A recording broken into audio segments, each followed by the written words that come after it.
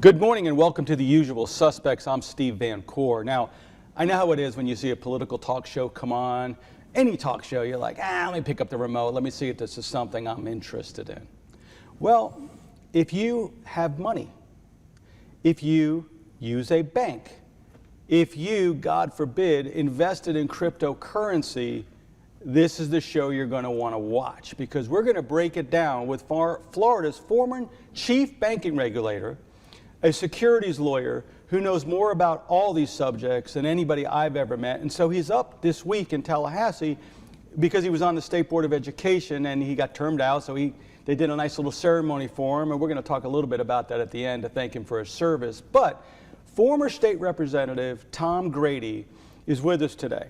Now we're going to break down some of the basics. Now, if you go to a news site, you pick up the local paper, all you see, or mostly what you see, is banking failures. They're collapsing around the country, and I wonder, will this happen to my bank? Now, I bank at Capital City Bank, so I don't think that's going to happen because they're very conservative and they're very well-heeled. So good for them. But a lot of banks took a lot of risks on high-tech companies, and a lot of those high-tech companies were involved in crypto. A lot of them invested in cryptocurrency, and now, as you saw with the spectacular collapse of FTX, now we're having more and more collateral collapses coming across the board. We're going to break that down with Tom Grady when we come back. We're going to go through what is cryptocurrency, how is this affecting banking, how will this maybe not affect you, and then ultimately I want to get to a really critical question.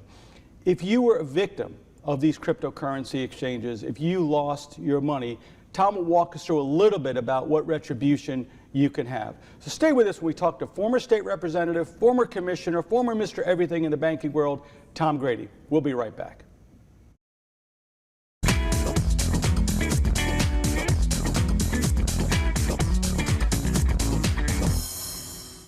We all want more of a good thing. More. And Miss Moore was no different. More. As her name suggested, she loved more. More. More. So when Miss Moore was injured, she called Morgan & Morgan. With more lawyers, more offices, and more than $15 billion recovered, she didn't have to ask for more anymore. When you're injured, you deserve more. Morgan & Morgan, America's largest injury law firm. Are you looking for a great deal on home internet and Wi-Fi service? Get an Extreme 360 internet package and get our lowest price ever. We have speeds from 100 meg up to 1 gig with proven network reliability. Plus, every package includes consistently fast Wi-Fi in every room, parental controls, and online security protection with our Wi-Fi 360 Pro. Act now and get our lowest price ever on Extreme 360 internet. Packages start at $29.99 a month for a year. Call 844-EXTREME2. No person wants to go through this. No amount of money is going to make someone want to go through a car accident and go through all this pain and suffering and treatment. A client that's hurt has that MRIs that show that they're hurt, and the insurance company goes, no, not our problem. And so you have to fight them for it when the client wouldn't want to go through any of this anyway. No. The insurance companies know that. They know this person's already hurting. This person knows they're up against people that they're not equipped to fight. And they know that if they just pound on them and just maintain that position, they'll eventually wear them down. Not if you got the right lawyer. I can't tell you how many times I have demanded that an insurance company pay my client the maximum amount, the policy limit, and they make a couple $1,000 offer. I turn around, I sue them the next day, then they're begging me to accept the policy limit, just like that. That's because they know that they're conducting business in bad faith. Yeah.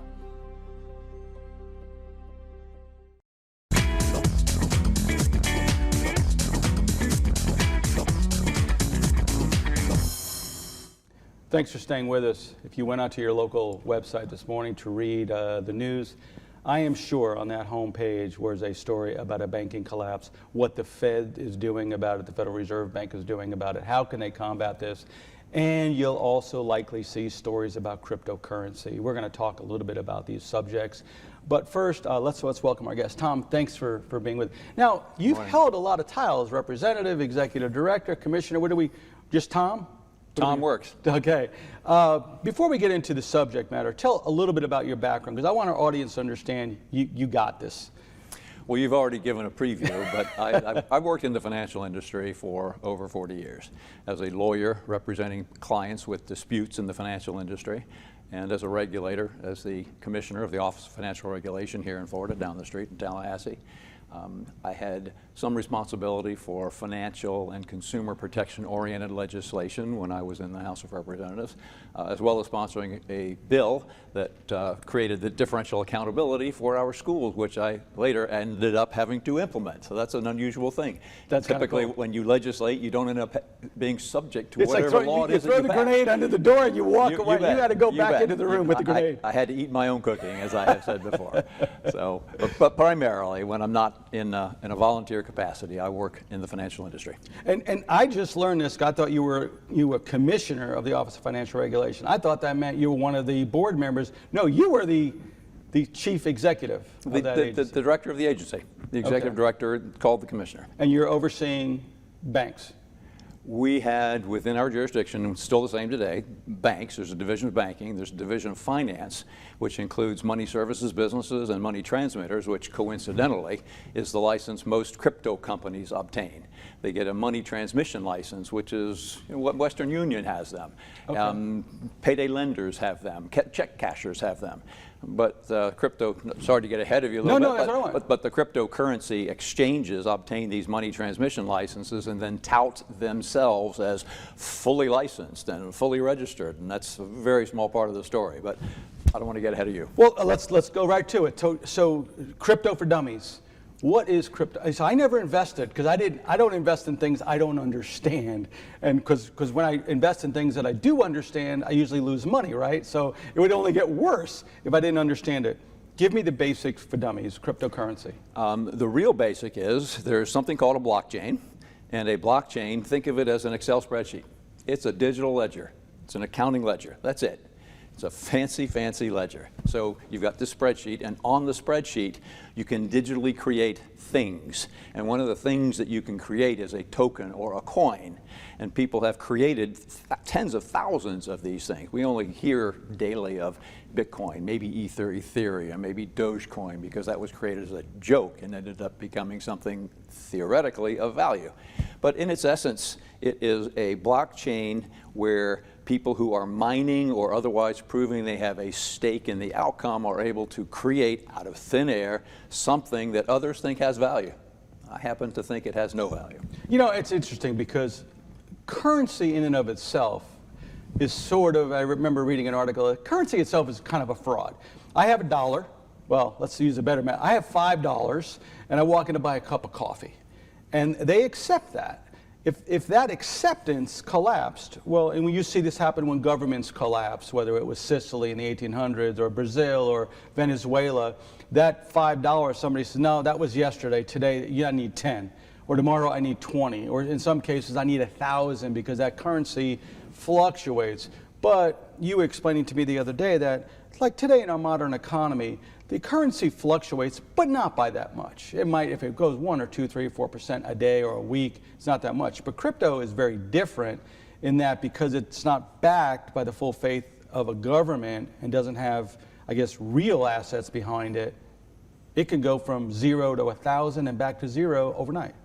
Generally speaking, it's backed by nothing. There are some crypto, and I don't even like the term currency, because let me back up and say crypto is not a currency. In order to be a currency, it has to be a store of value. You've given some examples of other countries outside of the US where their currencies are very poor stores of value. If you can't, like you said, if you can't count on, if you're selling especially, if you can't count on $5 being worth $5 by the time you put it in the bank, you have to do something different. You have to barter, you have to charge more money, you have to take that into consideration. We are excited in this country in a very, very sad way about inflation that has been resurgent this year as a result of Biden's economic policies. 6, 7, 8, 9, 10% inflation. Think about that on an annual basis and what it does to your budget. Now think about so-called cryptocurrencies. Cryptocurrencies, every single day, vary in value by 5, 6, 10, 20, 25%. So you could go in and let's say you're negotiating for a car and it's a $40,000 car and you want to pay in crypto. You sign a contract and by the time all the paperwork is done and you do the finance and insurance, you meet with the warranty people and you buy all that extra stuff that you really shouldn't be buying anyway. The undercoating. Crypto's now worth $30,000 or $50,000. Or nothing. So it's not a currency. It's a myth. So explain to me how this is different from when I Venmo you money, because when I first started reading about crypto, I was like, oh, well, we're headed that way because, I don't see my paycheck. I used to get paid in cash when I was a waiter back in the 80s, and then I started getting a check, and that check went in the bank, and it was mythical. And now I don't even see my check. I just see a number pop up on my screen, and I'm like, wait a second. But how is that different than crypto, which is this digital currency that I could say, hey, I want to buy a hat, I want to use my crypto, and I just exchange numbers, right? Because that's all my bank account is, numbers. I don't even see bills anymore, right? They all come and go through this online spreadsheet. But the common denominator is that unit of exchange. When you send Venmo, you're sending US dollars, you're sending fiat currency. It may be depreciating in value over time. We've seen it in our lifetimes. Yeah. It will continue to depreciate. That's due to bad policies in Washington. But it's still backed by the full faith and credit of the United States government, and everybody knows what it is, and everybody accepts it as legal tender. Okay. If you're doing the transaction on Venmo, it's US dollars, fiat currency. So that's the basis underlying it. Correct. And if you're doing a transaction with some kind of a crypto, don't like the word currency, but cryptocurrency, pretending that it's a currency, maybe you're dealing with Bitcoin, maybe you're dealing with Ethereum, maybe you're dealing with Dogecoin, maybe you're dealing with one of thousands of other tokens. I want to leave it there for a second. I want to come back and talk about how this has impacted banking and then what people can do about it. Thanks, Tom. We'll be right back and talk more about currency when we get back.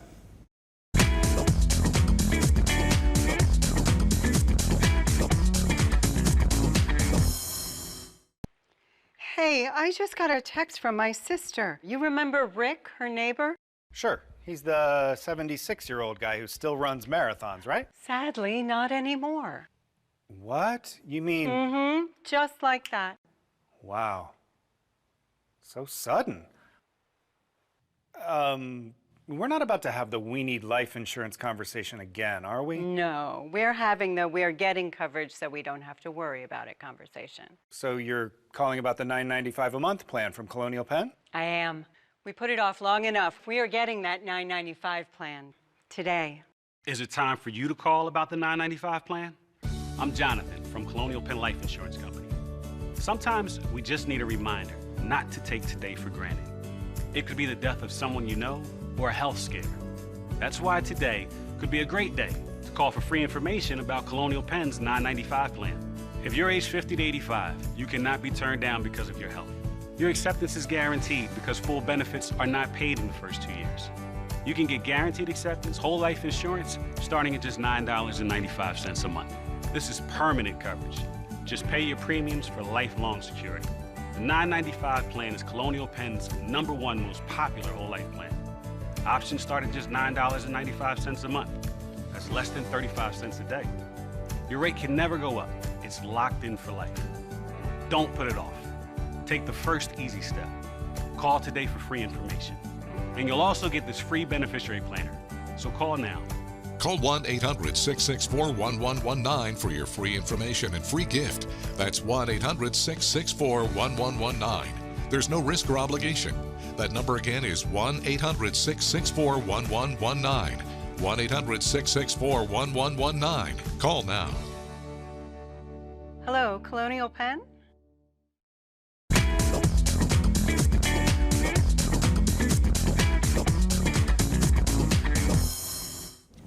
Thanks for staying with us.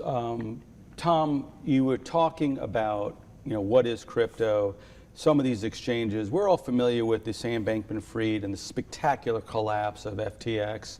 But there are others more prevalent. And one of the ones we were talking about is Coinbase. Tell me what's going on with Coinbase. Well, it's timely. Yesterday, the SEC issued what's called a Wells notice to Coinbase. And a Wells notice is essentially a warning to the company that the Securities and Exchange Commission has found that based on the evidence they have to date, the company receiving that letter is violating the federal securities laws.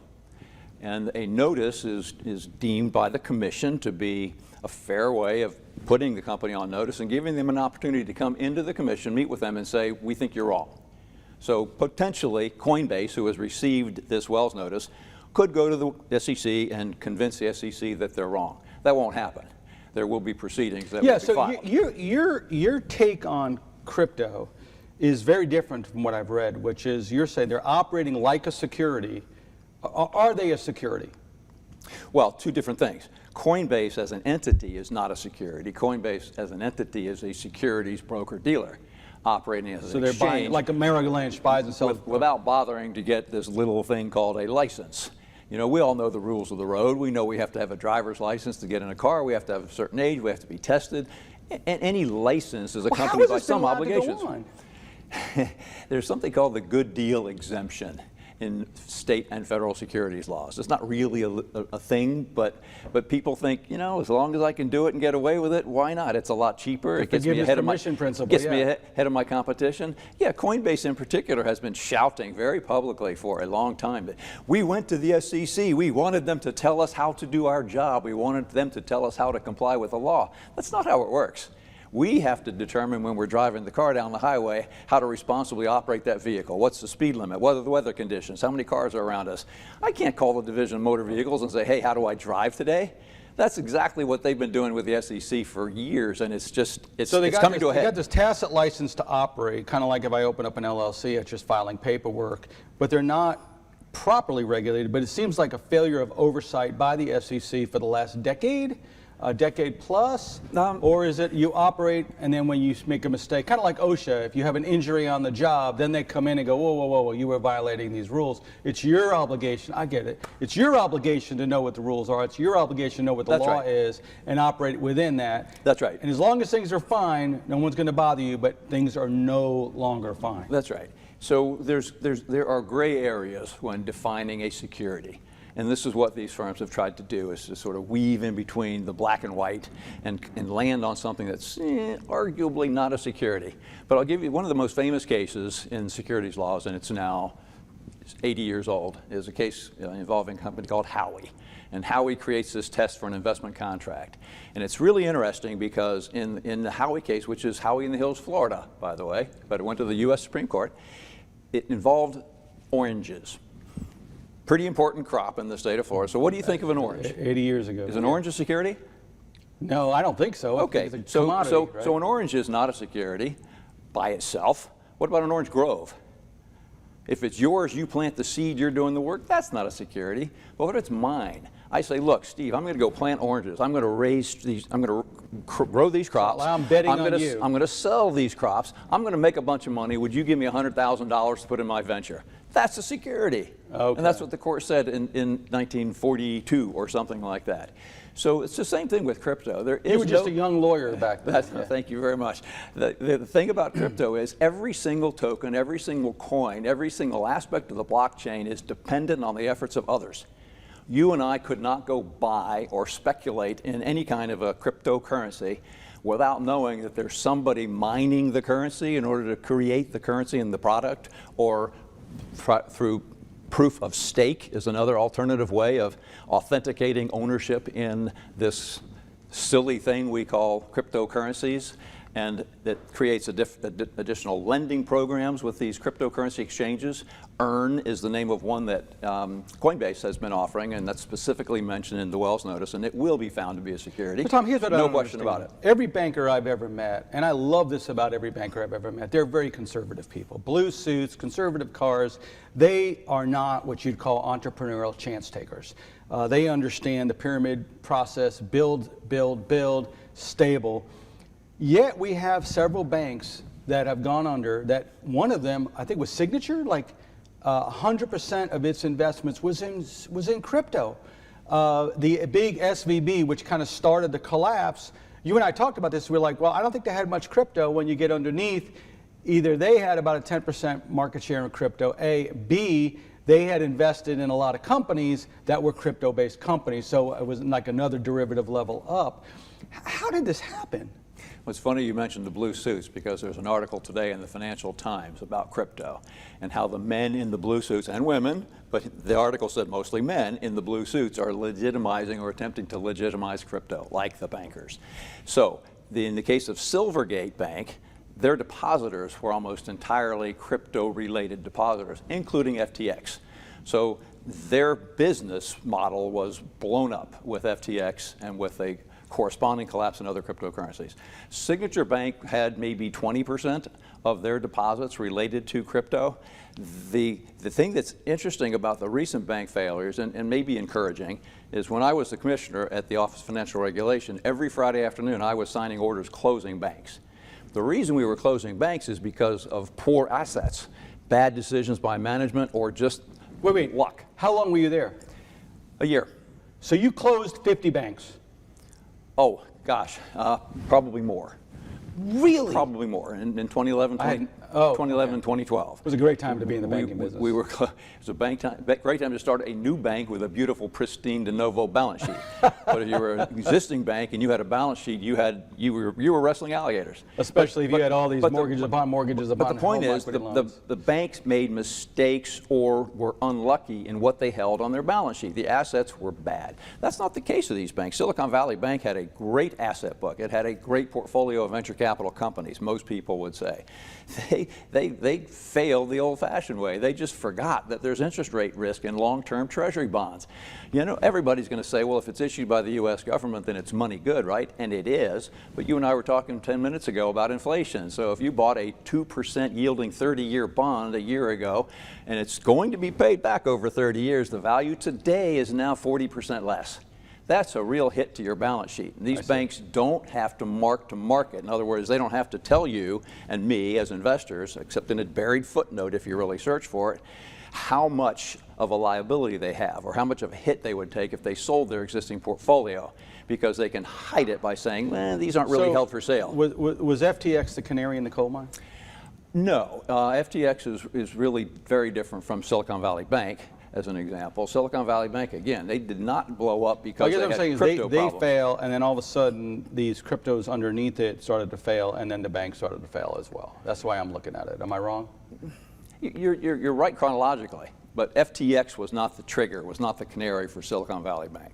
FTX was not the trigger for Signature. They had their own problems. You know, Barney Frank of Dodd-Frank? Yeah. Was on the board at Signature Bank. Oh, interesting. The author of Dodd-Frank, the law that would cure bank failures for all times, sat on the board of Signature Bank. Oh my gosh. All right, here's what we're gonna do. When we come back, I wanna ask you a critical question. If I lost money in crypto, what can I do about it? Stay with us when we come back.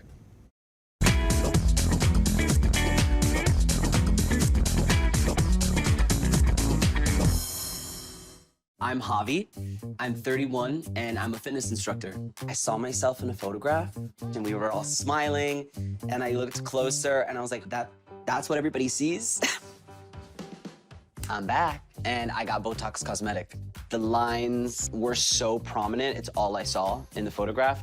So now when I take photos and I see myself in photos, it's me. I just have fewer lines. Botox Cosmetic is FDA approved to temporarily make frown lines, crow's feet, and forehead lines look better. The effects of Botox Cosmetic may spread hours to weeks after injection, causing serious symptoms. Alert your doctor right away, as difficulty swallowing, speaking, breathing, eye problems, or muscle weakness may be a sign of a life-threatening condition. Do not receive Botox Cosmetic if you have a skin infection. Side effects may include allergic reactions, injection site pain, headache, eyebrow, eyelid drooping, and eyelid swelling. Tell your doctor about your medical history, muscle or nerve conditions, and medications including botulinum toxins, as these may increase the risk of serious side effects. See for yourself at BotoxCosmetic.com. Your morning coffee. Hot, delicious, comforting. But by the third or fourth cup, your stomach might not feel so good. If that sounds like you, replace your afternoon cup with 5-Hour Energy. It's perfect for when you're feeling coffeeed out. Coffee in the morning, 5-Hour Energy after. Your stomach will thank you. Discover 5-Hour Energy. When it comes to good things, we always want more. I want more. Even as a child, Miss Moore was no different. She loved more. More? So when she was injured, she called Morgan & Morgan. With more lawyers, more offices, and more than $15 billion recovered, she didn't have to ask for more anymore. When you're injured, you deserve more. Morgan & Morgan, America's largest injury law firm.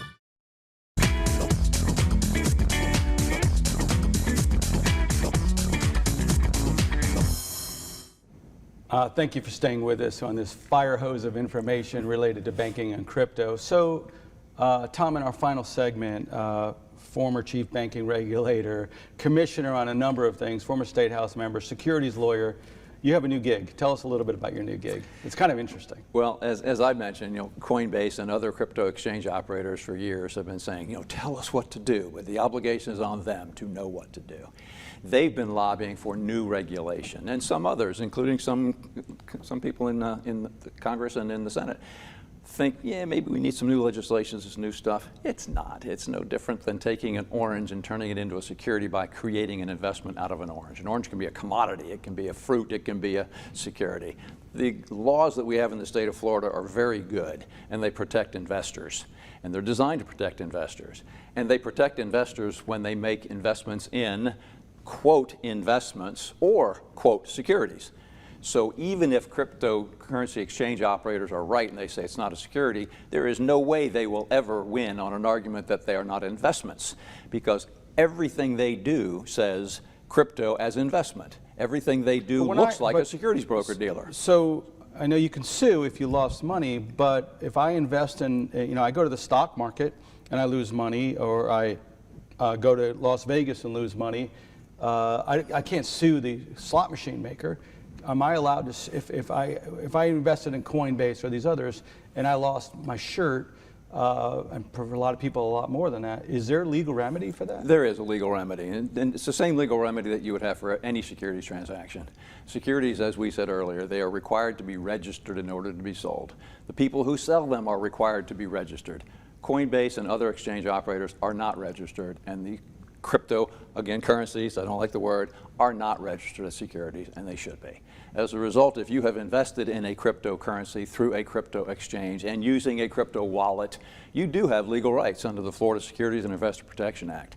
And I've watched this unfold over the last year or so, and I couldn't stand it anymore. So last year, I partnered with Guy Burns, an attorney in Tampa, an outstanding securities litigator, and we formed something called Crypto Lawyers, because we think it's important to enforce the existing laws, and it's important to give remedies to people who have lost money who may have no idea that there's recourse available to them. Thank you. That succinct, excellent.